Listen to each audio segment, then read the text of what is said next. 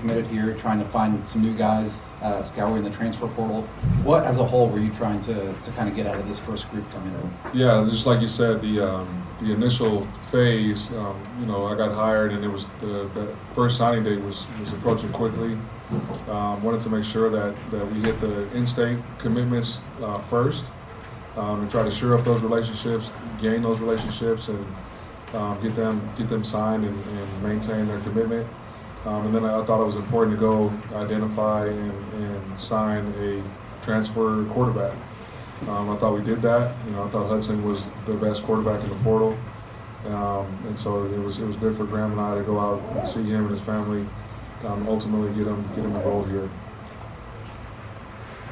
Questions? Raise your hand. Bring the mic to you.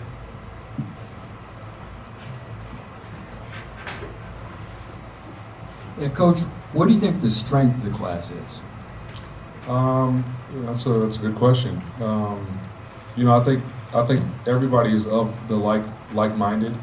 We try to identify and sign guys that love football for football, not for Twitter likes or Instagram followers.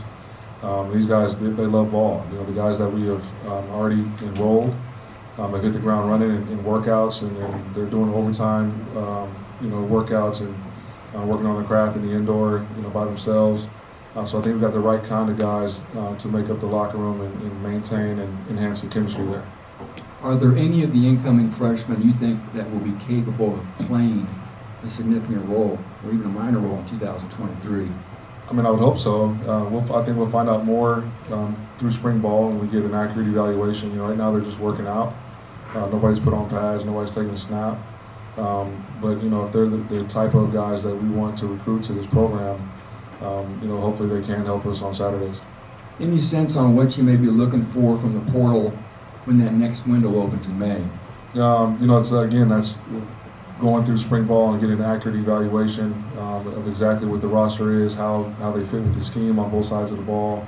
It was one of the reasons why we wanted to hold some spots to be able to attack the transfer portal once we got an accurate depiction on what our needs are. What was your guys' message to the guys that were already committed prior to you taking over? Yeah, we just told them, you fell in love with Purdue for a reason. I know the people in the building changed, and I know that can be difficult. Not that it's good or bad. It's just change is difficult at times. And so I thought, the guys that we had committed also did a good job of giving us a fair chance and getting to the building and getting to know the new staff.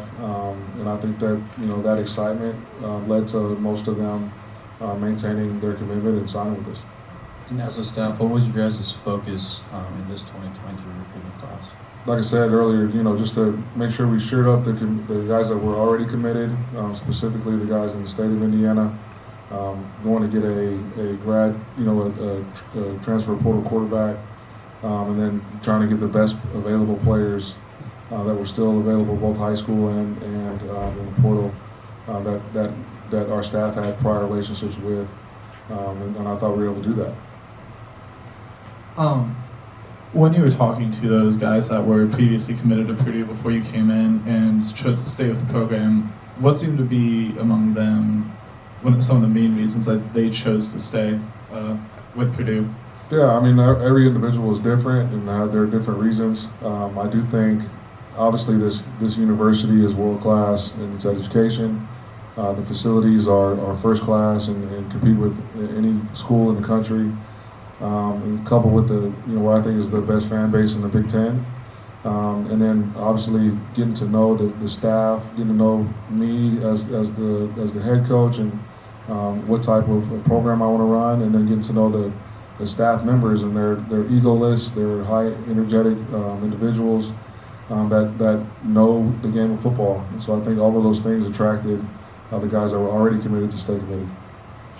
And then now with signing day over, are you looking forward to the chance to get more acquainted with some of the more people here after the hectic weeks of recruiting and all of that? Yeah, obviously I'm still, getting to know the guys in the locker room. I try to get down and watch workouts as much as possible. But with the recruiting calendar, we've been out of town. So it is good to be back and grounded and We got a team meeting on Saturday, and I can't wait. You know what I mean? Like it'll be fun to get to know the guys in the locker room at a more personal level. What's it? Obviously, you spend a lot of time as a coordinator. What's it been like recruiting as a head coach, whether it's in-home visits and all the different layers that go into that part of it? It's a whole lot easier actually to recruit as a head coach. People pick up the phone more frequently, and it's also easier to sell a young man to come play for you, right? I'm not trying to get them to come to a university to play for somebody else. And so when you can sell that and be yourself and be genuine and authentic and provide a vision for exactly what you want to do, I think it's just easier, and the response and the reception has been positive among the recruits. There's different layers of how like head coaches get involved in recruitment. What's your personal mentality, or what you sort of picked up on how you want to handle it this past month and a half or so? Yeah, I mean, I should be the hardest working recruiter in the building. I got to maintain a relationship with everybody on both sides of the ball. At every position, I got to get to know the families that want to know who they're sending their son to go play for, and so my involvement is obviously at a higher rate than it was as a coordinator, because I was just focusing on the defense, right? So now that's in its totality. As a head guy, I'm spending more time recruiting for sure. And then most of the recruits or signings that I've spoken to mention how connected and how together this staff is. Is that something? Why was that important to you, I guess? Yeah. Stuff like that. When you before you become a head coach, you have or at least I have had a vision of what I wanted the staff makeup to look like, and it's based off of prior experiences and what I've seen work and what I've seen fail.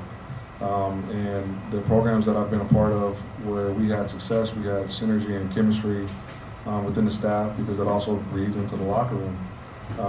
And so, it was important for me to hire guys on the defensive side of the ball that know the system, that have been around me and understand the standard defensively with what I want done, but also to get guys on the offensive side of the ball that would have cohesion amongst themselves and amongst the staff in its entirety. And that's been fun for me to sort of take a step back and watch the staff interact with one another, watch the staff recruit with one another, and to see that vision sort of take place has been it's been a blessing.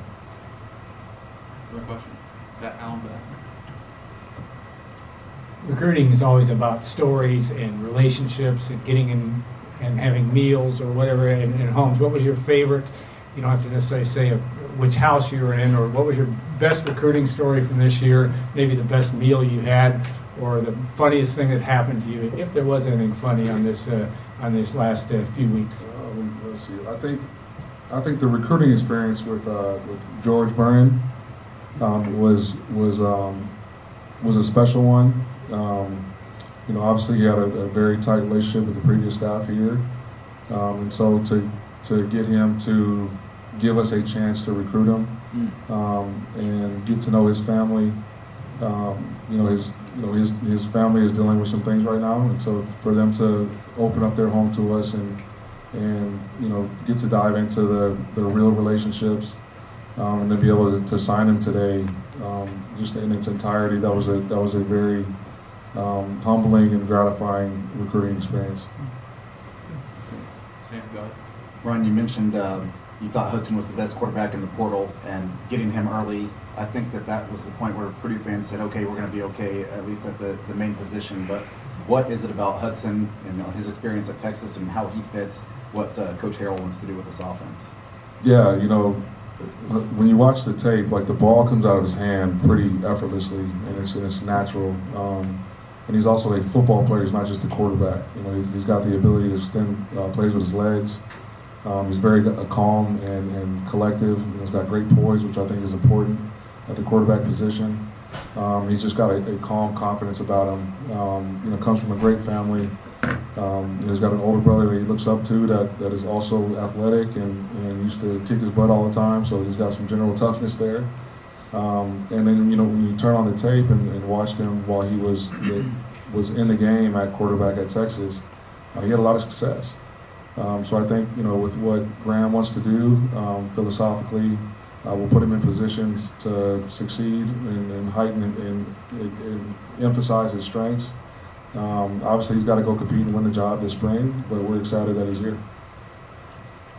Coach, how often does NIL come up in recruiting? When does it not come up in recruiting? You know what I mean? Like that is the reality of where we are. It's not something to run away from or be shy about. It's just that it is the status quo now of college football.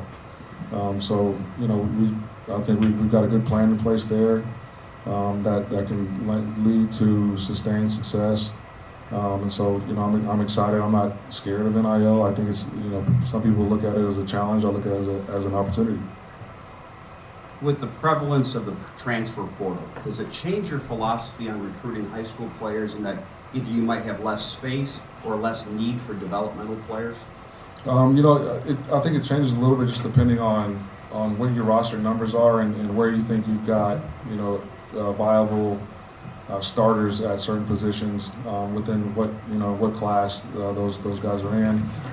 So I think you got to have some fluidity there to be flexible and year to year in terms of are you targeting a high school kid or a portal guy. Go to the back first. That one in the back. Yeah, way back here. Coach, what are your expectations for this upcoming recruiting class that you're bringing in? Just to uphold the standard of and live up to the expectations that we're holding in our program. You know, we are identifying and recruiting guys that we feel can help us compete and win championships, and so that's the expectation for the guys that we're bringing in. Coach, you guys landed Armar Branch. It was a guy that was largely unknown before you guys offered him. What did you see in him that made you want to have him? Yeah, so you know, I'm a guy that's really big into the evaluation process. You know, obviously like the rankings and who's the stars and all that kind of stuff. It can be attractive, you know, on paper. But I also trust my own eyes and my own evaluation and our staff's evaluation. And so when you turn on his tape, you know, he's a 5'11" athlete, but his arms are like really, really long, hands really, really big. You watch him play basketball, and he's, you know, I mean, the other day he scored 37 points, had 5 dunks. And that's incredible for a guy that's 5'11", right? And so you turn on the tape, you see the explosion when he catches the ball, you see the natural ball skills. You know, you call the head coach and you ask him what kind of guy he is. He's only been playing football for 2 years, and he's tough, he's competitive. And so when you see a guy like that, like, yeah, you offer him a scholarship, and then it wasn't a surprise to me that all of a sudden, you know, the recruiting ranking all of a sudden goes up to a 4-star because they watched the tape and they evaluated the tape. So we will always trust our own evaluation when it comes to recruiting.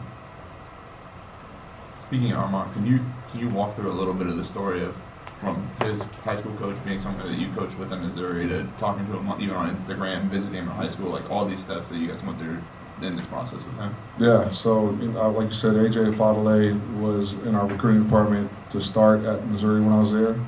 Always was impressed with his evaluation. You know, we were able to sign some guys that might not have had a ton of offers or a bunch of stars, but you know, they got in the program, they developed, and they went on to play in the NFL. And so, you know, he's the head coach at Festus now. He reached out when I got the job, and I asked him, you know, point blank, like, you got anybody that, you know me, you know what kind of style defense I like to play, you know what my goals are. Do you have anybody that can help us? And he's like, man, we do actually. We got an athlete that's long enough, that's tall enough, that's competitive. Hadn't been playing football for very long, but he's got traits and skill sets that I think he'll be able to play on Sundays one day. So when he said that, because he, like I said, he's been pretty accurate in the times that I've known him, I knew I had to get down there and go see him. And so I went down there, and you know, he was as advertised in terms of his height and his length. Got to know him and his family. So I thought it was a no-brainer in terms of trying to get him to Purdue and thrive in our program. Gotcha. And then obviously the switch to the defense that you're making, you have guys like Jamarian and Drake and Will coming in. Can you sort of walk us through how you see them fitting in those 3 spots, like wherever they fit in your defense, because they're 3 different kind of bodies? Yeah, and obviously like you know, we will continue to evaluate and put guys in position. What I'm excited about Jamarian, everybody calls him Chops. Like, he's big, he's athletic, and he's powerful. That's exactly what you need up front. I think Will's got some flexibility in terms of, being a stand-up outside guy or putting his hand down. He is physically mature already. He's got a motor. You can tell just by the way he works.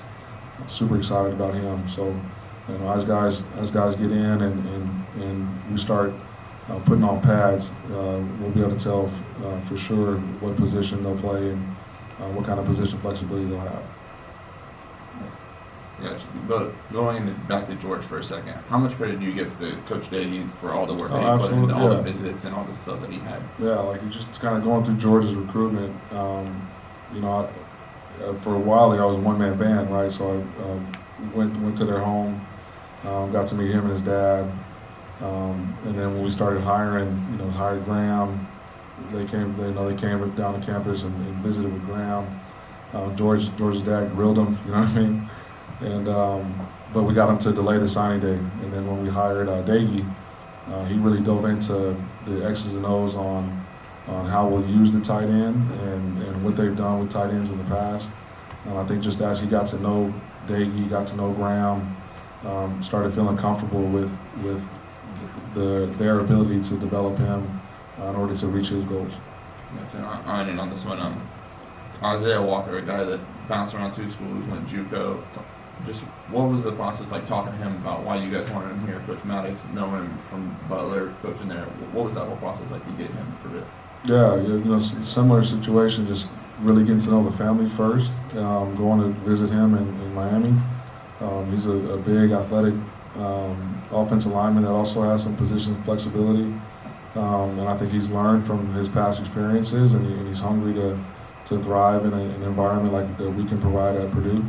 And so, I thought Maddox did an unbelievable job of developing a relationship with him and really providing a plan for his development. Coach, could you talk about how you coach social media as a recruiting tool? Is that something that comes naturally to you? Have you had to make a shift from when you were a defensive coordinator to being a head coach, and how you use it? How do you coach that? Yeah, it is very different. But I do think that social media can provide recruits a glimpse of what the program is like. So I think it is important to use it the right way, and not only promoting the staff and the facilities, but also highlighting the guys in the locker room and giving them avenues and opportunities to promote themselves, because those can also be very, very good recruiting tools. And so we just got to be strategic about what we're putting, like what kind of content we're putting out, and exactly who our target audience is. Any other questions for Coach? Tim, real quick. Can you talk about the role Sanusi Kane had in Salim's recruitment? Yeah, it's funny. I was trying to, when I was at Missouri, I was trying to recruit Salim, but obviously, Stanford academically is a lot higher caliber than Mizzou. So he decided to go to Stanford. But I loved him as an athlete then, and that hadn't changed. And so, obviously Sanusi and he are from the same area.